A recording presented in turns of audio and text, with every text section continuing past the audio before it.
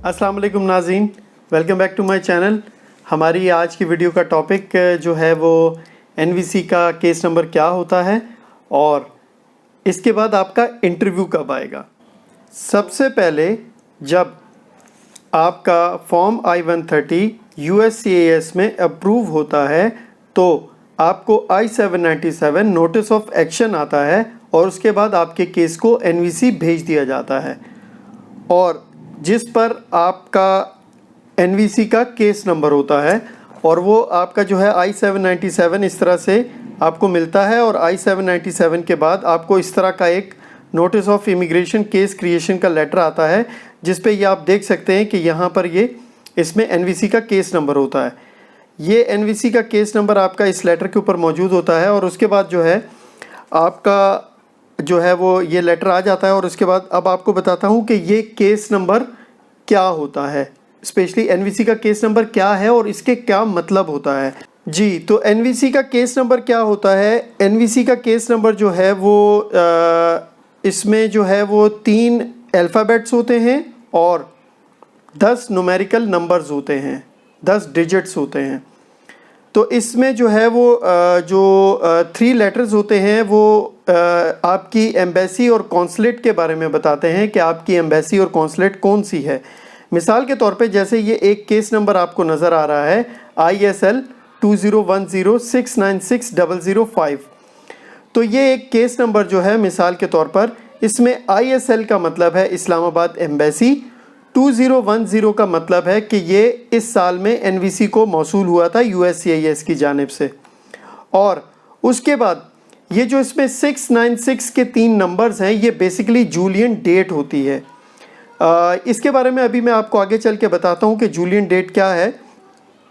Basically ये Julian date है 696 minus 500 तो इज़ इक्वल टू 196 डे। तो 196 डे इस तरह से कि जब आप जूलियन डेट को चेक करते हैं जो है एस्ट्रोनॉमर्स वगैरह इस डेट को यूज़ करते हैं। तो अगर आप देखें तो उसमें 2010696 है, तो जब 500 माइनस करते हैं तो वो 196 बनता है। ये 2010 का जूलियन कैलेंडर है। इसमें जब आप देखें तो 196 डे जो है वो 15 जुलाई 2010 बन रहा है। तो हम जब इसमें जाते हैं तो ये इस तरह से 15 जुलाई 2010 को the 196 day of the year को एनवीसी को रिसीव हुआ था। उसके बाद 005 जो है उसका मतलब ये है आखिरी 3 नंबर का कि ये उस दिन का 5वां केस था जो US एम्बेसी इस्लामाबाद को असाइन किया गया था। लेकिन जो एनवीसी का केस नंबर होता है वो USCIS के रिसिप्ट नंबर से बहुत अलग होता है। तो ये तो था इस केस का कि किस तरह से ये काम करता है। ये थोड़ा सा मैंने आपको ग्राफिक्स की सूरत में दिखा रहा हूँ कि इसमें अगर आप देखें तो ISL जो है वो आपका एम्बेसी है, 2010 शुरू के 4 डिजिट्स जो हैं वो आपके ईयर है जिस साल रिसीव हुआ था।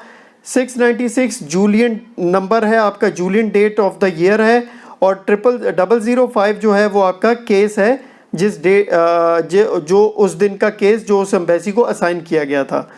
उसके बाद जो है फिर आपका ये तो हो गया एनवीसी का केस नंबर जो मैंने आपको एक्सप्लेन किया और मुझे उम्मीद है कि इस बारे में आपको पहले कभी भी नॉलेज नहीं होगा कि ये इन नंबर्स का मतलब क्या होता है। अब बात करते हैं कि आपका इंटरव्यू कब आएगा। तो जब आपका केस एनवीसी में रजिस्टर होता है तो आपको नोटिस ऑफ इमिग्रेशन का लेटर मिल जाता है और फिर आप मंथली वीज़ा बुलेटिन को फॉलो करते हैं। मंथली वीज़ा बुलेटिन को जब आप फॉलो करते हैं तो आपकी जब प्रायोरिटी डेट इस तरह से dates for filing family sponsored visa application visa bulletin के अंदर जब आपकी प्रायोरिटी डेट चार्ट बी या जिसको फाइलिंग चार्ट कहते हैं उसमें करंट होती है तो आपको वेलकम लेटर आता है जिसमें आपका एनवीसी का केस नंबर और रिसिप्ट IT होती है जिसको इस्तेमाल करते हुए आप CEAC की वेबसाइट पर अपना अकाउंट रजिस्टर करते हैं। CEAC की वेबसाइट पर अकाउंट रजिस्टर जब आप करते हैं तो उसके लिए आपको इस तरह से ये आप CEAC की वेबसाइट पे इस तरह लॉगिन करते हैं। तो लॉगिन करने के लिए आप सबसे पहले इस तरह से केस नंबर यहाँ पे एंटर करते हैं और इसको कंटिन्यू कर देते हैं।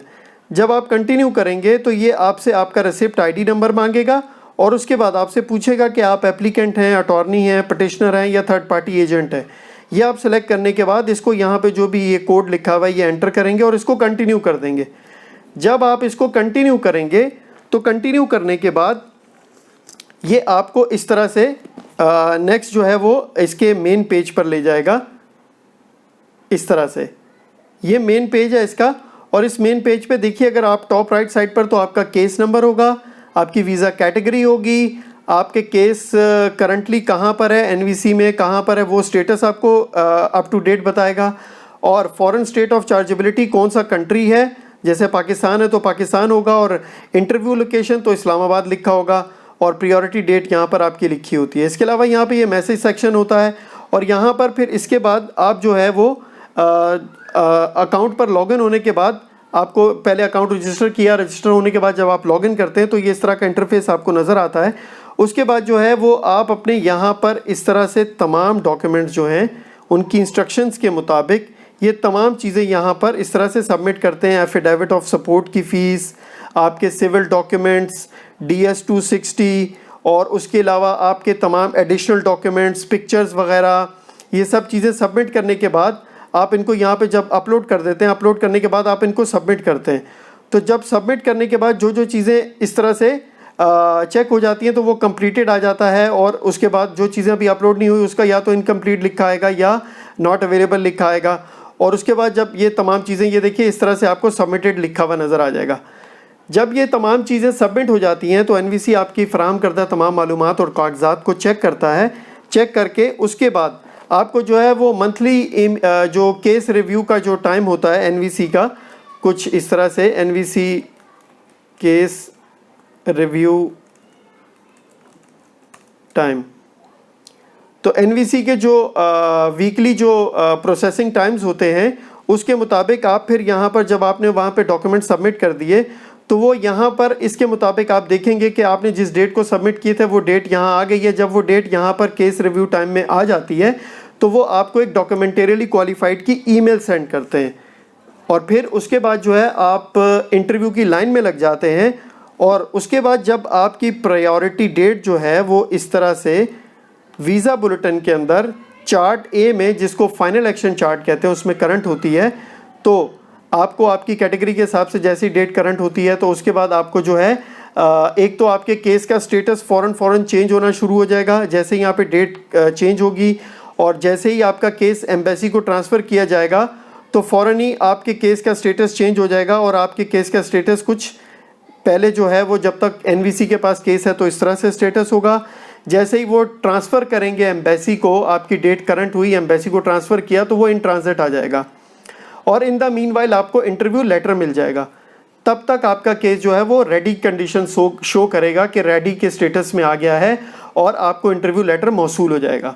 जब ये रेडी हो गया उसके बाद आपको इंटरव्यू लेटर जब मौसूल हो जाता है तो इंटरव्यू लेटर के अंदर आपको कुछ हिदायत होती हैं, जिसमें आपने जो है एक तो अपने तमाम सिविल डॉक्यूमेंट्स एक जगह पर जमा करने होते हैं, ऑथराइज्ड डॉक्टर्स के पैनल से अपना जो है मेडिकल चेकअप करवाना होता है, और इसके अलावा ट्रैवल डॉक्स की वेबसाइट पर जाकर आपको जो है बाकायदा इस तरह से, ये ट्रैवल डॉक्स की वेबसाइट पे आप जाते हैं और वहाँ पर जाकर वो लिंक भी उसमें दिया हुआ होता है, आप उस पर जाकर अपना जो है वो पासपोर्ट की पिकअप लोकेशन के लिए रजिस्ट्रेशन करते हैं, अकाउंट रजिस्टर करते हैं।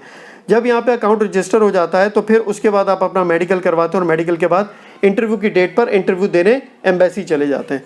जब आप इंटरव्यू दे देते हैं तो उसके बाद आपके केस का स्टेटस जो होता है वो कुछ इस तरह से रेडी से, अगर आपका इंटरव्यू कामयाब हो गया है और आपको वहाँ पे उन्होंने मुबारकबाद दी कि आपका इंटरव्यू कामयाब हो गया है, तो आपके केस का स्टेटस जो है वो फ़ौरन चेंज हो जाएगा इशूड पर। और जैसे ही इशूड पर चेंज होगा तो उसके 3 से 5 दिन के अंदर, अगर बीच में कोई पब्लिक हॉलीडे ना हुआ तो 3 से 5 दिन के अंदर पासपोर्ट आपको वीज़ा लगकर आपकी जो आपने पिकअप लोकेशन की रजिस्ट्रेशन करवाई थी वहाँ पर पहुँच जाता है, और आपको वहाँ से पिक करना होता है। तो उसके बाद जो है फिर आप जब चाहें ट्रैवल कर सकते हैं। और अगर इन केस आपके इंटरव्यू के दौरान कोई भी प्रॉब्लम हो गया, किसी वजह से आपका केस रिफ्यूज़ हो गया या एडमिनिस्ट्रेटिव प्रोसेसिंग में चला गया, तो वो आपको रीज़न बता देते हैं। इस हवाले से एडमिनिस्ट्रेटिव प्रोसेसिंग और रिफ्यूज़ल के हवाले से 221G के हवाले से बहुत जल्द कोई एक नई वीडियो के साथ आपकी खिदमत में हाजिर हूँगा। बस आज की वीडियो यहीं तक थी। उम्मीद करता हूँ कि इससे आपको आपकी मालूमात में इजाफा हुआ होगा। नेक्स्ट वीडियो में आपसे किसी नई मालूमात और नई अपडेट के साथ मिलेंगे। तब तक के लिए इजाज़त। अपने दोस्तों, रिश्तेदारों और गिरदोनवा के लोगों का बहुत ख्याल रखिएगा। अल्लाह हाफ़िज़।